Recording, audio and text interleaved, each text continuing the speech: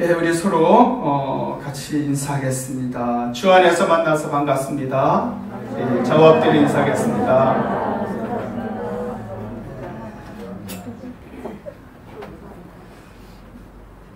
오늘도 우리가 주 안에서 드리는 이 예배가 하나님의 은혜와 축복이 넘치는 예배가 되기를 간절히 소망하고 축원합니다. 예, 또 우리 온라인으로 예배를 드리는 가정 가운데도 동일한 은혜가 또 동일한 성령의 인도하심이 함께하기를 간절히 소망합니다. 우리가 삶을 살아가면서 고통이나 아픔이나 질병이나 이런 것들이 완전히 사라지기를 원하는데요. 사실은 그렇지 않습니다. 고통이나 질병이나 아픔들은 이 땅 가운데 우리가 살아가는 동안에는 늘 함께 있습니다. 함께 있어요. 주님이 오셔서 심판하시고 천국으로 우리를 인도하시기 전까지는 고통, 아픔, 질병, 고난 떠나지 않습니다. 늘 함께 있어요. 그러면 어쩔 수 없는가? 어쩔 수 없구나. 이게 바로 운명이구나. 세상 말로 하면 팔자구나. 아유, 내 인생에, 우리 인생에 고난과 고통과 실패와 아픔이 있을 때 이거 운명이야. 팔자야. 나는 그렇게 태어났어. 나는 그렇게 태어날 때부터 그런 인생을 살 수밖에 없어. 여러분, 이러한 생각과 이러한 사고는 신앙생활에 있어서, 특별히 우리 기독교 신앙에 있어서는 우리가 벗어버려야 돼. 극복해야 될 그러한 사고요, 그러한 생각입니다. 우리 불교에서는 윤회 사상을 얘기를 하잖아요. 윤회 사상이 뭡니까? 죽음이 끝이 아니라 죽고 나서 다시 환생한다. 그래서 세상에서 선을 쌓고, 그래서 거지가 뭐라 그래요? 적선하라 그러잖아요. 선을 쌓으세요. 나에게 돈 줌으로 선을 쌓아서 나중에 사람으로 태어나고, 또 이 세상에서 악하게 살아가면은 죽고 나서 축생, 짐승이나 미물 같은, 벌레 같은 그런 축생으로 태어난다라고 이야기를 합니다. 그래서 불교에서는 살생을 금하죠. 왜 살생을 금합니까? 날아가는 새 한 마리, 기어다니는 벌레 하나, 이게 자기 먼 친척이 될지 아들이 될지 모르잖아요. 그렇다는 거예요. 모든 일에는 원인이 있으면 결과가 있다. 인과응보 사상으로 살아갑니다. 근데요, 이런 불교적인 생각, 사상이 사실 이 불교의 문화가 뿌리박고 있는 우리나라에도, 또 심지어는 교회를 다니고 있고 신앙생활함에도 불구하고 이런 세상적인 가치관, 불교적인 사상이 없어지지 않고 있는 경우가 종종 있어요. 그게 뭔지 아세요? 하나님 믿으면서도요, 내 팔자야, 이런 말이 입에 붙어 있다든지, 하나님 믿고 신앙생활 하면서도 나는 그럴 수밖에 없는 운명이야. 그 운명 앞에 무릎을 꿇는다면, 그 운명 앞에 세상 사람들이 얘기하는 팔자 앞에 좌절한다면, 그거는 올바른 신앙의 자세가 될 수 없습니다. 하나님을 믿는 신앙생활 하면서도요, 어떤 때는 병에 걸릴 수 있어요. 또 재난을 당할 수도 있고 사고를 당할 수도 있습니다. 그 결과만 보고 저 사람 뭔가 원인이 있겠지. 가만히 있는데 병에 걸리겠어? 가만히 있는데 사고 당하겠어? 뭔가 잘못한 것이 있겠지. 죄가 있겠지.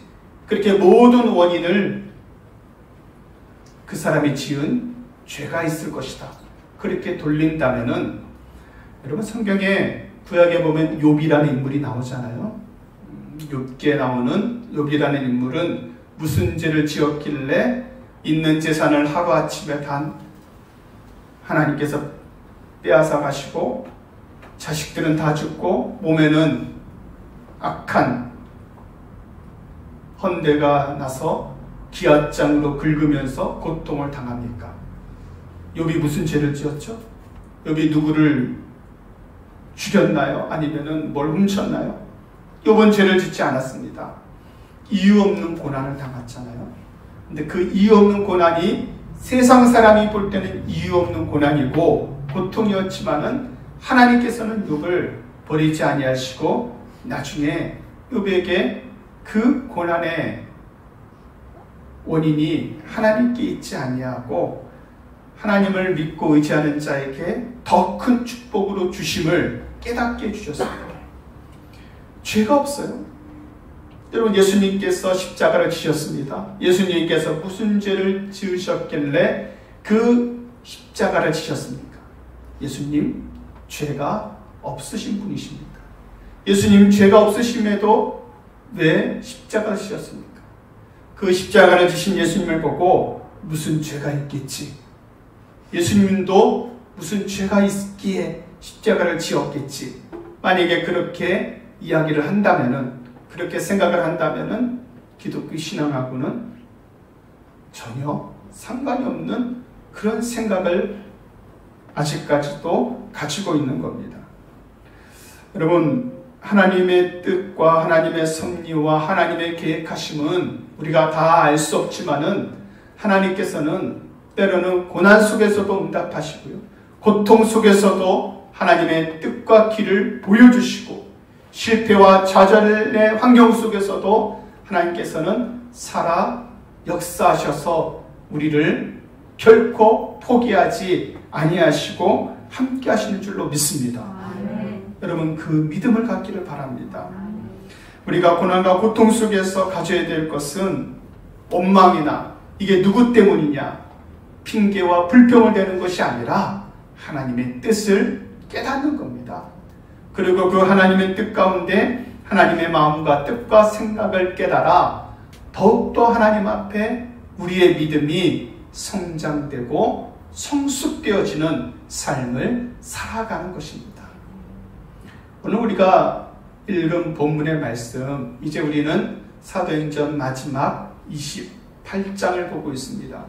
27장에 큰 풍랑, 유라굴로라는 광풍으로 인하여서 배가 파손이 되고 조난을 당한 상황을 우리가 살펴보았습니다. 사도 바울은 마지막 3차 전도 여행까지 마치고 로마로 가는 여행을 가는데요. 사실은 여행이 아니죠. 주 예수의 신분으로 로마 제국의 심장에 들어가 복음을 증거하기 위하여 그는 로마를 향해 나아갑니다.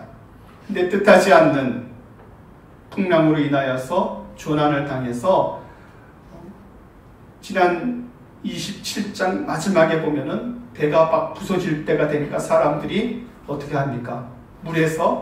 배에서 뛰어내리죠. 그래서 막 헤엄을 칠 수 있는 사람 헤엄을 치고, 헤엄을 못 치는 사람은 나무 널판지나 물에 뜰 수 있는 것을 붙잡아서 겨우겨우 살아남습니다.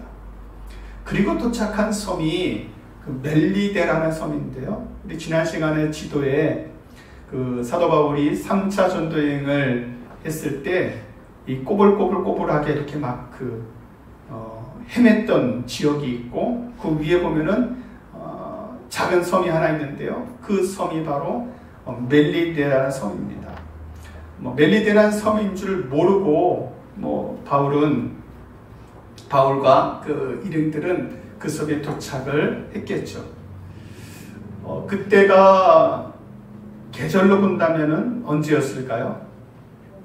겨울이었습니다. 왜냐하면은 사도 바울은 그 앞서 말씀에 겨울에 항해하는 것이 위험하니까 미항에서 겨울을 지내고 나중에 가자 그랬는데 바울의 말을 무시하고 선주와 선원들의 말을 듣고 무리하게 항해를 강행했기 때문에 겨울이었습니다. 오늘 28장 2절 말씀에도 이렇게 나오는데요. 비가 오고 날이 참해 그랬잖아요. 그러니까 조난을 당해서 널빤지 하나 붙들고 아무것도 없이 그 섬에 올라갔어요. 비도 오고 겨울입니다. 얼마나 추웠겠어요. 가만히 있으면은 얼어 죽을 수도 있는 그런 상황이었습니다. 다행히도 그 섬에는 원주민들이 살고 있었는데요. 오늘 말씀의 2절에 보니까 원주민들이 특별하게 동정을 해서 불을 피워서 그들을 다 영접했다고 했습니다. 바울이 3절에 보면 바울이 나무 한 묶음을 거두어 불에 넣으니 뜨거움으로 말미암아 독사가 나와 그 손을 물었다. 참 이게 일반적인 일은 아니잖아요. 날이 추워서 불을 피우는데 하필이면 그 나무 장작 사이에 독사가 숨어 있다가 따뜻하게 불가에 가니까 그게 이제 나왔나 봐요. 나와서 그 많은 사람 중에서 하필이면 사도 바울의 손을 물어버립니다. 참 이게 일반적인 일이 아니고 일어나기 힘든 일이 일어났어요. 자, 이런 상황 속에서 그 원주민들의 반응을 주의 깊게 볼 필요가 있습니다. 4절을 보시면은 원주민들이 이 짐승이 그 손에 매달려 있음을 보고, 뱀이 손에 물린 것을 보고 뭐라고 얘기합니까? 이 사람은 살인한 자다. 원주민들이 사도 바울을 알았습니까? 아니면은 그가 어떤 행동을 했는지 다 알고 있습니까? 아무것도 몰라요. 사도 바울이 누군지도 모릅니다. 근데 뱀이 사도 바울의 손을 물린 것을 보고 그를 판단합니다. 이 사람 살인한 자구나. 마치 이것이 우리가 세상에서 앞서 말씀드렸듯이 어떤 사람이 잘못한 일이 걸렸어요. 병이 걸리거나 사고를 당하거나 재난을 당했을 때 뒤에서 수근수근 되는 거예요. 뭔 일이 있겠지.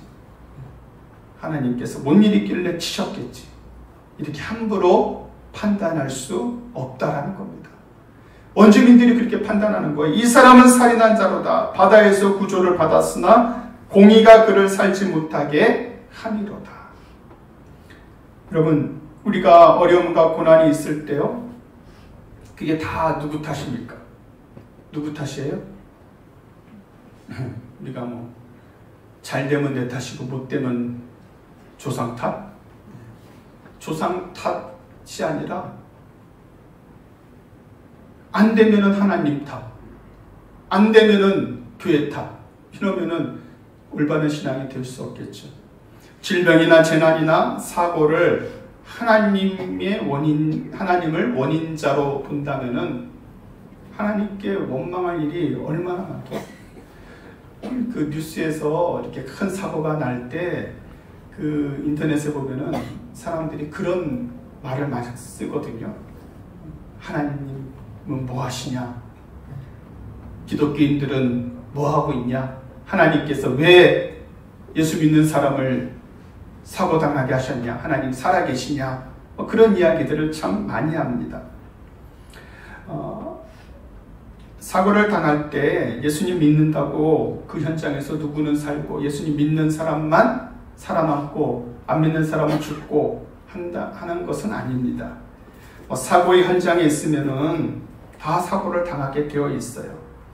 그 중에서 특별하게 기적적으로 살아난 사람이 있을 수도 있지만은 예수 믿는다고 해서 딱 집어서 그 사람만 살리고 나머지는 죽이고 그러는 것이 아닙니다. 하나님께서 그런 분이 아니세요. 모든 원인을 하나님께 돌린다는 것은 옳지 않습니다. 왜냐하면 하나님께서는 죄를 지으신 분이 아니고 인간에게 고통을 주기 위해서 인간을 창조하신 하나님이 아니시기 때문입니다. 하나님께서 이 세상을 창조하실 때 모든 사람이 행복하고 또 평안하고 아무 문제 없이 살도록 사람을 창조하셨고 에덴이라는 아름다운 동산을 허락하여 주셨습니다. 부족함이 없어요. 하지만 인간의 고통과 아픔과 질병과 모든 원인은 어디에서 나왔습니까? 죄에서 나온 거죠. 하나님 말씀을 떠난 인간이 지은 죄 가운데서 나왔습니다. 그 죄를 하나님의 원인으로 돌린다면은 하나님께서 왜 인간을 구원해 주셨어요? 죄의 형벌로 다 죽게 하시지. 왜 홍수 속에서 노아의 방주를 만들게 하셨습니까? 다 물로 쓸어버리시지. 만약에 그렇다면은 이 시간에 이 자리에 앉아 있을 수 있는 사람 있을까요? 아무도 없습니다. 저와 여러분들 다 똑같아요. 다 죄를 가지고 태어난 죄된 인간이기 때문에 우리가 이 자리에 나와서 살 수 있는 것, 고난과 고통과 아픔 속에서도 그 원인이 하나님께 있지 아니하고 하나님의 뜻과 섭리를 바라볼 수 있는 것은 하나님의 사랑입니다. 우리를 구원해 주시는 하나님의 은혜입니다. 여러분 일생에, 여러분 삶에 어떤 고난이 있었습니까? 어떤 실패가 있었습니까? 어떤 질병으로 고통받고 계십니까? 어떤 재난을 당하셨습니까? 어떤 실패를 겪으셨습니까? 하나님 왜 나에게 이런, 하나님 앞에 왜라는 단어를 할 것이 아니라 하나님 뜻 가운데 하나님의 섭리하심과 하나님의 계획하심을 깨닫는 은혜가 있기를 바랍니다. 인간에게 고통은 뗄 수 없지만은 여러분 꼭 기억하십시오. 그 고통 속에는 하나님께서 함께 하십니다. 인간의 삶의 고난은 뗄 수 없지만은 고난 속에 하나님의 동행하심은 반드시 있습니다. 인간의 몸이 기계가 아니잖아요. 기계도 몇십 년 쓰면 고장이 나는데, 아니 뭐 자동차도 20년, 30년까지 타는 차가 있을까요?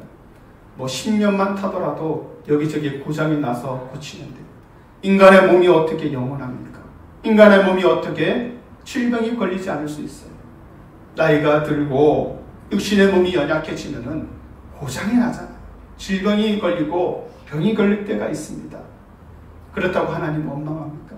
하나님 왜 내? 아유 팔다리 허리 무릎이야. 관절 마디마디가 다 쑤시고 다 아파도요. 그 고난 속에서 하나님이 함께 하심을 여러분 꼭 기억하시길 바랍니다. 이 세상의 모든 질병이나 재난의 원인을 하나님께 돌리는 것이 아니라 우리는 그 고난 속에서 하나님 앞에서 먼저 취해야 될 자세가 있습니다. 첫 번째는 먼저 내 자신을 돌아보며 겸손하게 인간의 모든 고통과 고난은 죄의 결과임을 깨닫고 겸손하게 하나님 앞에 회개해야만 됩니다. 오늘도 주님 앞에 나와서 기도하실 때 내가 잘못한 것이 없는데, 내가 의로운데 왜 이렇게 어렵습니까? 그 기도를 드리셨습니까? 아니면은 하나님 이 모든 상황 속에서 겸손하게 회개합니다. 하나님 주의 십자가를 붙들며 내 자신을 내려놓습니다. 하나님 은혜를 베풀어 주옵소서. 우리가 그렇게 기도해야만 됩니다. 첫 번째로 하나님 앞에 우리는 겸손하게 회개하고 기도해야 되고요. 두 번째로는 모든 고난과 질병과 고통이 있을 때 하나님의 뜻을 깨달아 하나님께로 돌아가야만 됩니다. 그게 회개잖아요. 하나님께로 돌아가는 것. 우리 인생의 길이, 주를 향하여 나아가는 길이 잘못된 길로 나아갔을 때 하나님 앞에 돌아가면 됩니다. 코로나19로 인하여서 힘들고 어려운 시기를 겪고 있는데요. 저는 이 시기가 한국교회가 하나님께로 돌아가는 그러한 마지막 기회라고 생각합니다. 이 기회를 통하여 더 하나님 앞에 나아가야죠. 더 하나님 앞에 기도하고 겸손하게 무릎을 꿇을 때 하나님께서 다시 한번 회복의 역사, 부흥의 역사 허락하여 주실 줄로 믿습니다. 하나님 앞에 돌아가시길 바랍니다. 늦었을 때가 없어요. 하나님 앞에 돌아가기로 결단하고 나아가는 순간, 그 순간이 가장 빠를 때입니다. 늦지 않았습니다. 늦지 않았어요. 내가 70, 80, 90이 돼도 하나님 앞에 돌아갈 수 있어요. 아니, 하나님께서 우리를 부르시는 그 순간에도 하나님 앞에 돌아갈 수 있습니다. 주님 앞에 다시 돌아가야 우리가 살 수 있습니다. 마지막 세 번째로는 고난과 고통 속에서 우리는 그냥 어쩔 수 없이 이 고난과 고통을 당하는 것이 아니라 고난과 고통 속에 나와 함께 하시는 하나님을 만나야만 됩니다. 오늘도 우리가 함께 모여 예배하는 이 시간, 하나님을 만나는 시간이 되기를 간절히 바랍니다. 하나님을 만나고 경험하는 시간이 되기를 바랍니다. 고난과 고통 속에서 주님을 만나고 의지할 수 있기를 바랍니다. 하나님의 뜻을 깨달아서 겸손하게 회개하고 하나님께로 돌아가고 하나님을 만나는 사람은 하나님께서 그의 삶을 변화시켜 주시고 축복하여 주시고 능력으로 함께하여 주십니다. 오늘 그 말씀을 계속해서 함께 볼까요? 28장 5절입니다. 바울이 뱀에게, 독사에게 물려서 사람들은 죽을 것이라고 생각했어요. 그래서 그가 죄를 지어서 죽었다, 뭔가 잘못해서 나타나지 않는 죄 때문에 사도 바울이 뱀에게 물렸다, 그렇게 정죄하였습니다. 그러나 결과는 어떻게 됐어요? 5절 말씀해 보니까 바울이 그 짐승을 불에 떨어버림에 조금도 상함이 없더라. 사람들이 놀라기 시작합니다. 주변의 사람들이 그가 뱀에 물렸으니까 뭐 붙든지 뭐 피가 나든지 죽든지 뭔가 일이 벌어져야 되는데 멀쩡하게 아무 이상이 없는 그를 보고 사람들은 사도 바울을 신이라고 그렇게 생각을 하게 됩니다. 그뿐만이 아닙니다. 그 일을 통하여서 7절 말씀해 보니까 그 섬에서 가장 높은 사람 오블리오라고 하는 그 섬의 원주민들의 그 주장을 만나게 되는데요. 그 주장은 그 조난당한 수백 명의 사람들을 다 자기 집으로 영접해서 사흘 동안 먹이고 입히고 쓸 것을 다 줍니다. 이게 일반적인 일이 아니잖아요. 그뿐만이 아니에요. 8절 9절에는 사도 바울이 그 보블리오 부친의 열병과 이지를 고쳐주고요. 또 섬 가운데 다른 병든 사람, 수많은 사람들이 나왔을 때 그들에게 기도하고 안수하여 병이 낫는 하나님의 기적의 역사를 베풀게 됩니다. 여러분, 이 모든 일들이 어떻게 벌어졌습니까? 우연히 벌어졌습니까? 사도행전 27장에서 28장 조난을 당해서 멜리데 섬에 도착한 거 우연입니까? 예, 세상 말로 하면 우연이에요. 행운이에요. 운이 좋은 거예요. 바다에 다 빠져죽지 않고 그 276명의 사람들과 선원들과 모든 사람들이 단 한 명도 빠져죽지 않고 그 섬에 오른 것이 행운입니까? 하나님 모르는 사람은 그걸 행운이라고 그래요. 운이 좋았다 그래요. 죽을 팔자가 아니었다 그래요. 봐라, 여름에 물가로 가면 조심해야 되는데 바다에 빠져도 살았다. 그렇게 얘기를 할 거예요. 사도 바울이 뱀에게 물려서 살아난 것을 가지고 세상 사람은 기적이다, 신비한 일이다, 그렇게 얘기를 할 겁니다. 그 보블리오 주장을 만나서 병 고친 것을 보고 어떻게 이렇게 일이 잘 풀리냐, 부러워하는 눈으로 볼 수도 있습니다. 그러나 이 모든 일들은 어떻게 이루어졌습니까? 우연입니까? 행운입니까? 어쩌다가 만나서 이루어진 일입니까? 우리는 알고 있습니다. 이 모든 상황 속에 하나님의 역사심이 있었다는 것. 하나님의 철저한 계획과 섭리와 하나님의 일하심은 조금도 오차가 없는 정확하신 하나님의 역사였음을 우리는 분명하게 믿습니다. 우리 모두는 그런 하나님의 시간표 속에 살아가고 있습니다. 여러분 한 분 한 분을 향한 하나님의 계획하심이 있습니다. 여러분 한 분 한 분을 향한 하나님의 일하심이 있어요. 힘들고 어려웠을 때 내 뜻대로 계획이 이루어지지 않았을 때 재수가 없어서, 운이 없어서 실패한 것이 아니라 그 실패를 통하여 살아계신 하나님을 만나야 다시 회복될 수 있습니다. 하나님 앞에 겸손하게 회개하며 주의 뜻을 구하라는 여러분, 그 하나님의 기회를 놓치지 않기를 바랍니다. 만약에 바울이요 그 섬에서 그냥 눌러 살았다면 복음의 역사는 로마로까지 가지 않았겠죠. 멜리데 섬에 도착해서 이루어진 일들이 우연한 기회로 알았다면 하나님의 역사는 바울을 통하여서는 이루어지지 않았을 겁니다. 바울은 그 모든 것이 하나님의 계획하심, 하나님의 섭리하심을 알았기 때문에 복음을 들고 로마에까지 갈 수 있는 겁니다. 그러면 이 멜리데 섬이 오늘날로 얘기하면은 그 지도에서 이렇게 찾아보면요, 이탈리아 밑에 있는 몰타라는 섬이에요. 그래서 저도 그 인터넷으로 찾아보니까 그 유럽인들은 그 신혼여행지로 많이 가는 아주 조그만 섬입니다. 인구 45만의 작은 연방 국가인데요, 영국으로부터 독립된 나라인데 몰타라는 나라입니다. 근데 지금도 그 나라에 가면요, 매년 2월 10일을 성 바울의 난파일로 지키고 있어요.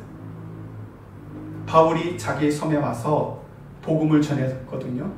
그 전하는 것 이후로 성경에는 기록되어 있지 않지만은 역사에 보면은 그 섬의 주장이 예수님을 믿고요, 복음을 받아들이고 변화되어서 그 섬의 최초의 감독이 됩니다. 그리고 그 섬이 복음화되고요, 나중에 로마 박해가 있을 때 그 섬에는 카타콤, 그 예수 믿는 사람들이 지하에 숨어서 신앙생활을 했던 카타콤이 세워질 정도로 그 섬이, 그 나라가, 지금으로 얘기하면 몰타라는 나라가 완전히 바뀌게 돼요. 변화하게 됩니다. 그럼 하나님께서 우리와 함께 하시는 그 섭리와 계획하심이 있다면은 우리는 세상에서 고난과 고통을 당할 때 이거는 운명이다, 팔자다라고 생각하고 결코 포기하지 않기를 바랍니다. 내 인생을 포기하지 마세요. 여러분 인생을 내려놓지 마세요. 나의 삶이 이제는 회복될 수 없다고 실망하지 마세요. 반드시 하나님께서 함께 하시면은 바꿔주십니다. 세상의 역사는 하나님께서 붙들고 계셔요. 이 세상의 역사는 하나님의 손 안에 있습니다. 이 세상의 죄를 해결하시기 위해서 독생자 예수 그리스도가 오셨고, 예수님이 오심으로 그 십자가의 권세로 우리는 구원을 얻었는데 뭐가 바뀌지 않을 것이 있습니까? 죄된 인간의 본성이 십자가의 은혜로 바뀌어졌는데 하나님께서 못 바꾸실 것이 뭐가 있겠습니까? 오늘도 이 세상에 우리가 운명이다, 팔자다, 나는 저주받았다 이렇게 생각하고 결과를 미리 속단하고 낙심하고 포기하는 것이 아니라 아무리 힘들고 어려워도요, 그 속에서 하나님의 섭리와 하나님의 계획하심이 있음을 깨닫고 믿음으로 주님을 바라보고 나아가면은 하나님 아버지께서 우리의 삶을 가장 아름다운 삶으로 하나님의 영광 가운데 올려지는 우리의 인생으로 바꿔주시고 변화시켜 주실 줄로 믿습니다. 이 은혜가 함께하기를 주님의 이름으로 간절히 축원합니다. 기도하겠습니다. 하나님 아버지 감사합니다.